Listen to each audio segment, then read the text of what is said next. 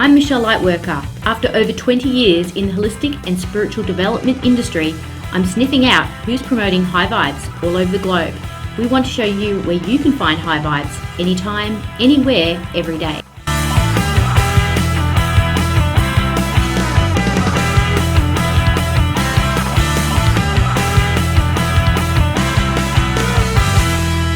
It's Michelle Lightworker from High Vibe Hunter, and here I am today with Sue Wilson from Bottoms Up Colonics, and we're going to talk all things poo. Welcome, Sue.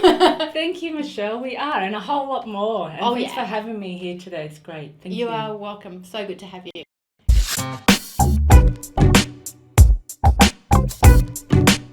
It wasn't something that I actually thought about at all. It wasn't something that I aspired to become. And when I first started to talk about it, because this is like 15 years ago, people were like, oh my God, are you for real? We don't need to hear about that anymore. Because I was talking about it at dinner tables, talking about what was going on, and do you understand what you carry inside you, and you should have seen what come out of me, and all that type of stuff. And people go and see, that's gross. My kids are like, Mum, shush. I was a social worker, so that was my background. And I was burnt out, really burnt out. I worked with pretty hard-end kids, kids that couldn't live at home anymore. Then I sort of got led into a wellness centre that I actually purchased for $5,000. And then doing massage, and I thought I was just going to do consulting in social work. I'd actually had years and years of belly issues, like really severe constipation. And people started to talk to me about colonics.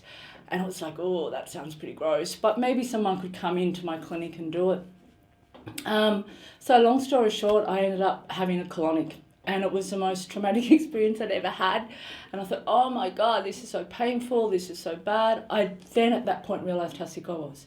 And then I would actually come back and have a few more. And one day I remember sitting in the car, and I actually had the visor down with the mirror behind it, and it was actually pointing to my body. And what came out of my mouth was, oh my God, I've got a body. And that was actually pivotal for me. It was just like, wow, I'd lived all of my time in my head because of pain and other trauma and things that go on in our life. Sometimes it's too hard to live in this part of our body, So that changed me. And from that moment, it was like everyone has to know about colonics. So everyone has to know.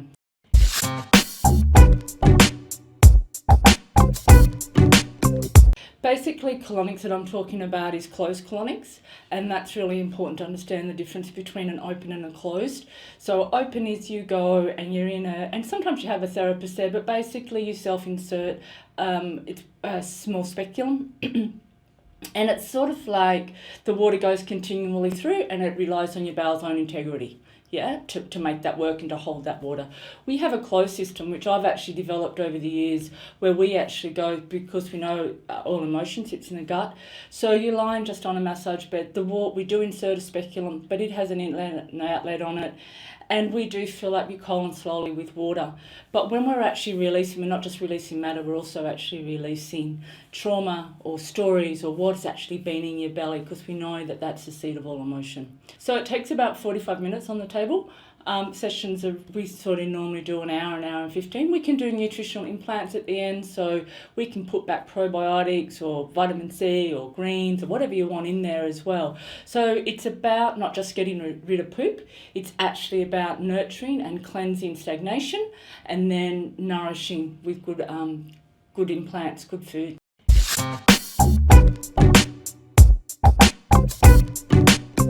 Vets look at poo of animals because animals can't speak. We look at poo of babies because they can't speak. It was actually something that we always did until I sort of see we invented antibiotics. We thought we had an answer for everything. We actually see the tube, and we've actually got it on a screen, so you can actually see at a microscopic level about what's actually happening there. Poo tells us a lot, whether you're digesting food, whether you're inflamed, whether you've got a parasite overgrowth, whether you've got a candida overgrowth, how your liver's functioning, what your bile production's like. Yeah, and I actually link in a lot of Chinese medicine with the meridians and that type of stuff going on there as well.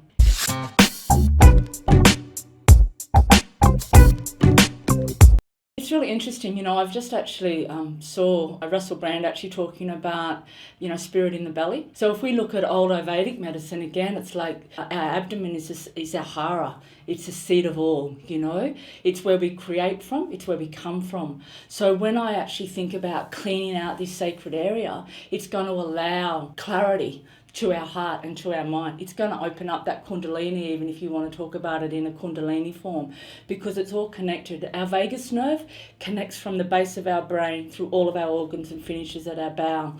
So we've got all of these connections that we've actually spent time disconnecting in mainstream medicine, and now we're trying to actually build that back again.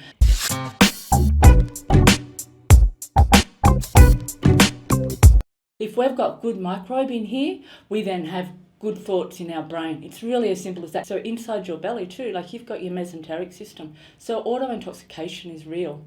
And now people are actually starting to understand that. That was thrown out, even though that was a big thing in the early 1900s. We're now bringing that back and going, okay, if we have actually got a toxic colon, then we're going to have a toxic body, because it comes through. It's why people that get colon cancer will get liver cancer. It'll always go back to the liver, because our body will actually take everything back to the liver. It's the first point of cleansing.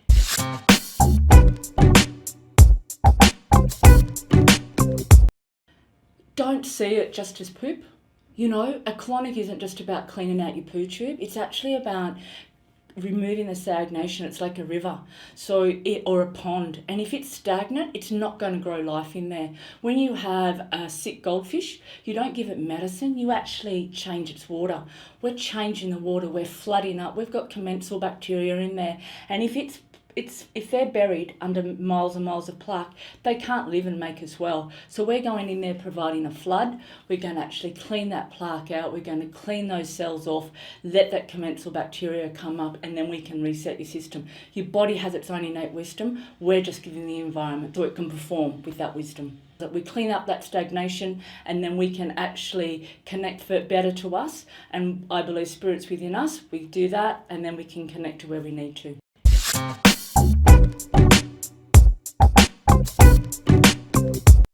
Thank you so much for coming. It's so wonderful having you here. Thank you for having me. And I am so intrigued by what you do. I've always been fascinated with poo. Yeah. Well, not always, but ever since realising how important it is, and how much it tells a story about what's really going on for us. And I just think that when we're becoming more conscious, we tend to take more notice of these things, and that, we're always asking for signs from the universe. It's like, well, actually every day you've got plenty of signs. Do you want to learn to read your signs? I know. And hopefully it is every day. Hopefully people are having a movement every day, because where we're at with our stagnant world, if you want to look at it like that, people don't. And that's the issue we've got. Yeah. But I've never thought of it like that before, but it's so true. The other thing I really love about you is that when I met you, you were really, really core-centered on how important it was to acknowledge the role that being in touch with one's gut and movements and things like that has with their actual spirit aligning in their body, being here, in their body. And I just love that about you.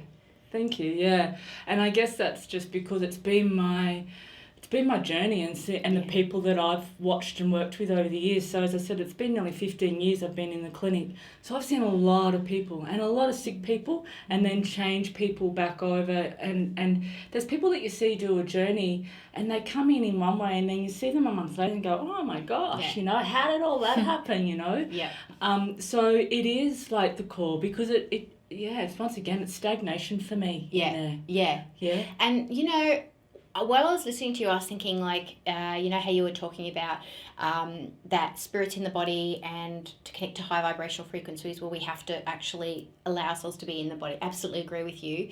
To really take ownership of our thought processes, and like you were saying, if our gut isn't healthy, then our thoughts won't be healthy. But then it's also the other way around, like as we become more conscious, isn't it? So that we keep our thoughts healthy, so that we can actually be activators of our gut.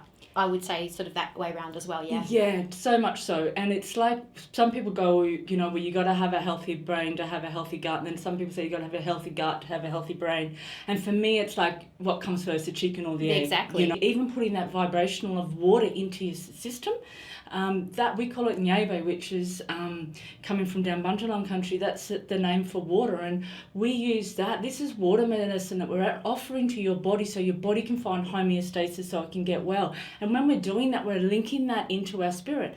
We can't be connected to our spirit, I believe. My thought is, we can't be connected to our spirit well when we have all this emotion going on down here, whether that be anger or frustration or jealousy or sickness or whatever it is that we're actually trying to deal with every day. And we try all these other things, and they might give us windows of recuperation. Yeah. They might give us windows of success, and we think, oh yeah, this is working. Yeah. But you know, like long term it doesn't. So let's clean that out. Yeah. Get you to connect into here, so then you can connect up here, because we do have spirit within our belly. This is where, you know, like I've been reading Tadiri, you know, is an Aboriginal story, and she talks about Tadiri, which is about deep listening and the inner spring of wellness. And it's like our inner spring. Love that. It is our inner spring. So let's make it well. Let's make it vibrant, so then it actually is going to connect back into your brain, and we're going to feed that brain well, you know, and our heart. And I think it really, like, helps us to realise that, you know how people say, you know, your body's your temple, and like we do tend to treat our bodies like a garbage can a lot of the times, like with our thinking, with our eating, whatever. And it's about going, oh, actually having a little bit more respect and reverence goes a long way when it comes to maintaining a high vibrational frequency, having a lot of energy, longevity, and all that kind of stuff.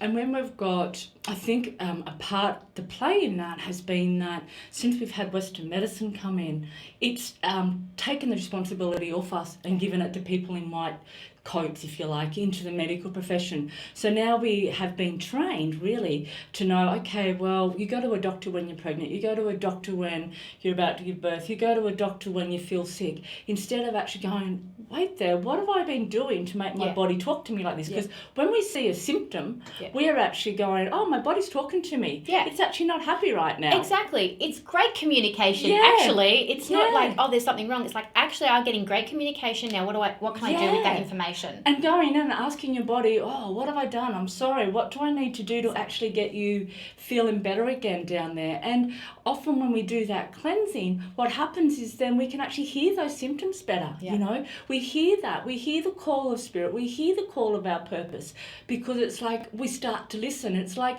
going into Mother Earth's circadian rhythm, you know, like get your feet on the grass, feel her rhythm. We're asking you to get your thoughts and your feeling inside your belly, feel your rhythm, connect that to Mother Earth, and then it all goes from there, doesn't it? Yeah, totally. And it feels like, as you're talking, I'm feeling like it's like you're really taking our power back, and we're not being victims in society, like patients and doctors. It's like, you know, it's really on a physical level, ownership of our body, and in a very empowered way. And I think that that's a struggle for some people to start with, because we have been trained, as I said, for so long to go and get a pill to make us better for our reflux, for our high blood pressure, our low blood pressure, or whatever is going on, diabetes. We know that they're all nutritionally fed and also thought fed. So what we want to do is we want to take that responsibility back and go, you know, I don't have to panic. I don't have to run to the doctor. You know, I can actually make a change to make my body better. Well, who knew that poo could be so exciting? I know. I absolutely love it, and I encourage you all to get a little bit more intimate with colonics and your own bodily functions and movements as signs, reading the signs of how you can really tap into and stay connected with high vibe frequencies. It's a huge part of us as beings in a human body, and I think that you've brought this to light in such a beautiful way. Thank you so much for being with us. Thank you, Michelle. Thank you so much. Awesome.